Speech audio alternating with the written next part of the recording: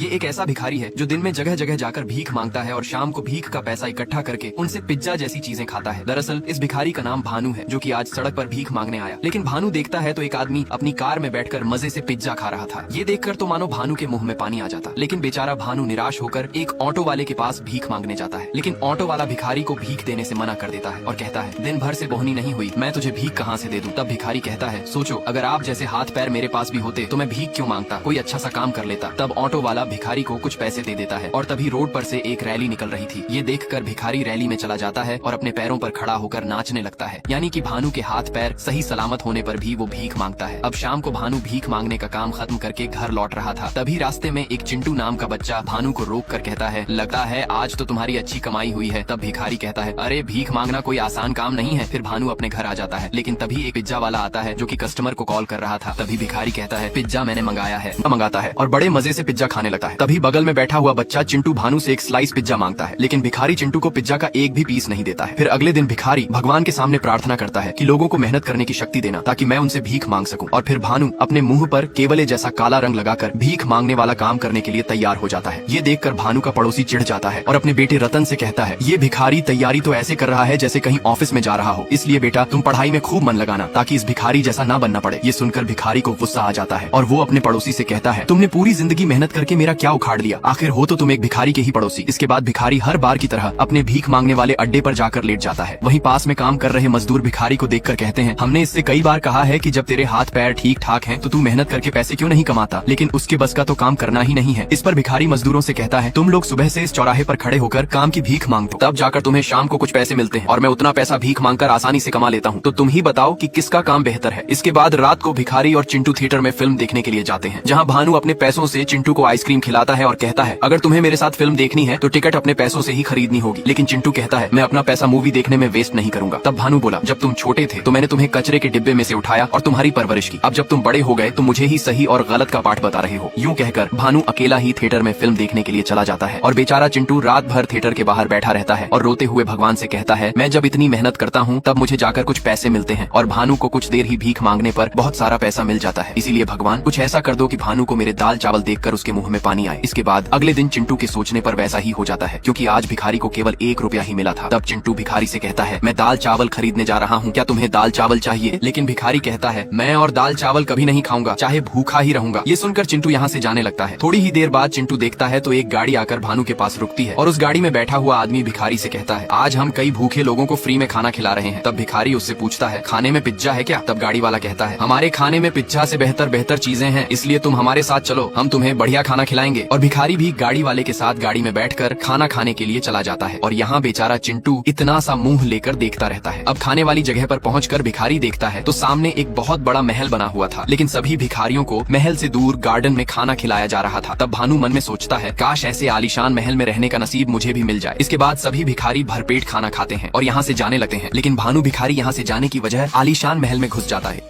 ये देखने के लिए कि जब महल बाहर से इतना सुंदर है तो अंदर से कितना सुंदर होगा। और यहाँ चिंटू टेलीफोन बूथ से भिखारी को फोन लगाने लगता है। तब भिखारी चिंटू का फोन उठाकर उसे सब कुछ बताता है, मैं एक बहुत बड़े महल के अंदर हूँ। ये सुनकर चिंटू कहता है, अरे तुम जल्दी वहाँ से आ जाओ, अगर तुम्हें किसी ने देख लिया तो चोर समझकर बहुत मारेंगे। तभी महल में भिखारी की नजर एक रीना नाम की लड़की पर पड़ती है। ये देखकर भानु दुम दबाकर भागने लगता है, लेकिन सभी गेट तो लॉक थे। अब चिंटू भानु से कहता है, तुम ऊपर वाले कमरे में चले जाओ, शायद वहाँ पर कोई बालकनी होगी तो वहीं से तुम भाग जाना। जिसके बाद भानु सीढ़ी की मदद से ऊपर जाता है, लेकिन वहाँ उसकी नजर एक हीरा नाम के आदमी पर पड़ती है और वहीं रीना भी आकर हीरा के साथ कॉफी पी रही थी। तब हीरा रीना से कहता है, ये इतना बड़ा महल है फिर भी तुम मेरे पास क्यों चिपकती हो? ये सब सुनने के बाद रीना हीरा से कुछ नहीं कहती है। तब भानु सोचता है, इस लड़की ने अपने बॉयफ्रेंड के साथ मिलकर अपने पति को धोखा दिया है। और यहाँ चिंटू भिखारी से कहता है, तुम जल्दी वापस आ जाओ। लेकिन भानु कहता है, अब मैं वापस नहीं आऊंगा। और ये कहकर भिखारी चिंटू की कॉल कट कर देता है। इसके बाद भिखारी पूरे महल में जगह जगह पर घूमने लगता है और भानु को फ्रिज में जो खाने की चीज मिलती है वह उसे बड़े मजे से खाने लगता है। यहाँ तक कि भिखारी आज पहली बार बाथटब में भी नहाता है और बढ़िया से बढ़िया कपड़े पहनकर कोमल बिस्तर पर आराम से सोता है। और तभी भानु को सपने में अपनी पत्नी काजल के साथ बिताए हुए दिन याद आते हैं, जब भानु और काजल फुटपाथ पर सो रहे थे और भानु को जोरों से नींद आ रही थी। तब काजल भानु से पूछती है, आज तुमने मजदूरी पर कितना बोरी उठाया है? तब भानु कहता है, आज मैंने पूरी 258 बोरी उठाई है। इस पर काजल भानु से कहती है, तब तो तुम्हारी पीठ में दर्द हो रहा होगा, तुम पीछे घूमो, मैं मालिश कर देती हूँ। लेकिन भानु कहता है, मालिश की कोई जरूरत नहीं है, और हाँ कुछ दिनों में तुम्हें एक आलीशान घर गिफ्ट करूंगा। और इतने में रात के 2:30 पर महल में भानु की नींद खुल जाती है। तब भानु देखता है तो हीरा दरवाजे में से झांक कर कुछ देख रहा था और गुस्सा होकर वहाँ से जाने लगता है। तब भानु भी जाकर दरवाजे के पीछे देखता है तो रीना हीरा की लाश को कुछ कर रही थी। और तभी भानु को हरि का भूत दिखाई देता है, जिसे देखकर भानु डर जाता है और जोर से चिल्ला देता है। उसकी चीख सुनकर रीना भी यहाँ आ जाती है और भिखारी को देखकर तो रीना भी डर जाती है। तब भानु अपनी जान बचाने के लिए यहाँ से भागने लगता है। तभी भानु का पैर सीढ़ी पर से फिसलने के कारण वह नीचे गिर जाता है और बेहोश हो जाता है। जिसके बाद अगले दिन भानु को होश आता है तो वह रीना को एक मोटे आदमी के साथ देखता है, जिसे रीना कुछ बता रही थी। और वह आदमी भानु का फोन चेक करता है तो समझ जाता है कि उन भिखारियों में भानु भी यहाँ खाना खाने आया था। और तभी ये मोटा आदमी नोटिस करता है कि शायद भानु होश में आ गया है, लेकिन यहाँ भानु मरने की एक्टिंग करता है, जिससे मोटा आदमी एक कुल्हाड़ी लेकर भानु को मारने ही वाला था। इतने में भानु होश में आकर मोटे आदमी के सामने हाथ जोड़कर कहता है, मुझे मत मारो। तब मोटा आदमी कहता है, अगर हमने तुम्हें जिंदा छोड़ दिया और तुमने पुलिस वालों को हमारी सच्चाई बता दी तो हम फिर क्या करेंगे। लेकिन भानु कहता है, मैं आपके इस कारनामे के बारे में किसी को कुछ नहीं बताऊंगा, बस आप मुझे मत मारना। तब मोटा आदमी कहता है, ठीक है, मैं तुम्हें नहीं मारूंगा, लेकिन मैं जो कहूंगा तुम्हें वो करना होगा। इस पर रीना कहती है, ये भिखारी कुछ नहीं कर पाएगा। मोटा रीना से कहता है, आजकल भिखारी नकल करने में बहुत एक्सपर्ट होते हैं और ये भिखारी हमारा काम अच्छे से कर देगा। और फिर ये लोग भिखारी को काम के बारे में समझाने लगते हैं कि ये इतना बड़ा महल एक राजा का हुआ करता था, जिनकी कुछ दिनों पहले मौत हो चुकी है और उनकी एक बेटी मंदाकिनी और एक नाजायज औलाद है। और राजा अपनी प्रॉपर्टी 2 हिस्सों में देने का प्लान बना रहे थे। और आज राजा की बेटी मंदाकिनी अपने बेटे वरुण के साथ यहाँ पर आने वाली है, तो तुम्हें उनके सामने राजा की नाजायज औलाद बनने की नकल करनी पड़ेगी। तब भिखारी कहता है, ये सब तो बाद की बात है, लेकिन तुम्हें तुम्हारे पीछे कोई आदमी नहीं दिख रहा। तब मोटा आदमी कहता है, अरे तुम तो अभी से ही बहुत बढ़िया एक्टिंग कर रहे हो। लेकिन भिखारी एक्टिंग नहीं कर रहा था,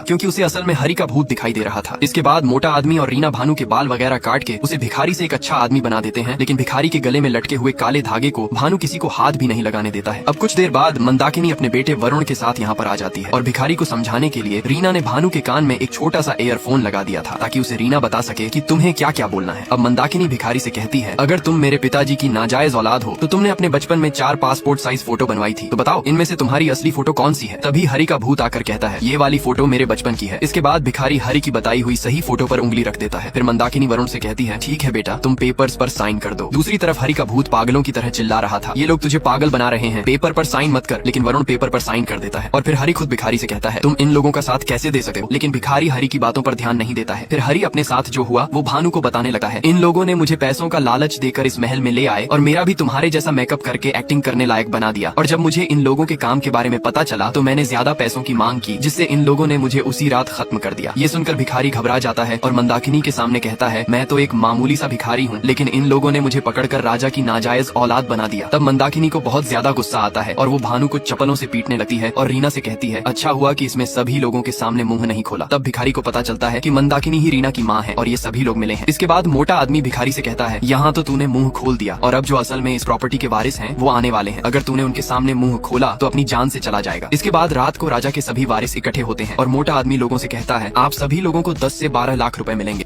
अब सभी लोग भिखारी की जान के दुश्मन बन जाते हैं और यहाँ केवल हरि ही है जो भिखारी को बार बार बचा रहा है। दूसरी तरफ वरुण मोटे आदमी का गला पकड़कर कहता है, अरे लालची आदमी, तू हमें धोखा दे रहा था। तब मोटा आदमी वरुण से माफी मांगता है और उसके साथ भिखारी को मारने के लिए तैयार हो जाता है। वहीं भिखारी छुपते हुए एक वासु नाम की लड़की के कमरे में चला जाता है। वासु मन की सच्ची और अच्छी लड़की है। भिखारी वासु से कहता है, प्लीज मुझे इन लोगों से बचा लो, ये लोग 15% के पीछे मेरी जान के दुश्मन बन चुके हैं। तब वासु कहती है, पहले तुम मुझे कोई ऐसी बात बताओ जिसका तुम्हें अफसोस हुआ हो, तभी मैं तुम्हारी मदद करूंगी। जिसके बाद भिखारी बताता है, बचपन में जब मैं छोटा था तो मेरे माँ बाप की डेथ हो चुकी थी और फिर मेरी मुलाकात एक काजल नाम की लड़की से होती है और हम लोग एक साथ ही पले बड़े हुए थे, जिससे हमें एक दूसरे से प्यार हो गया और हमने शादी कर ली। यहाँ तक कि हमें एक बच्चा भी हुआ था, लेकिन किसी बीमारी के चलते काजल की डेथ हो गई। इसलिए मैंने अपने बेटे चिंटू को अभी तक बता रखा है कि तुम्हारे माँ बाप नहीं है, ताकि मैं मर जाऊँ तो चिंटू को कभी अफसोस ना हो। लेकिन अब मैं चाहता हूँ कि मरने से पहले मैं चिंटू को बता दूं कि मैं ही तुम्हारा असली बाप भानु हूँ। ये सुनकर वासु थोड़ी भावुक हो जाती है और भिखारी की हेल्प करने के लिए उसे एक प्लान बताने लगती है।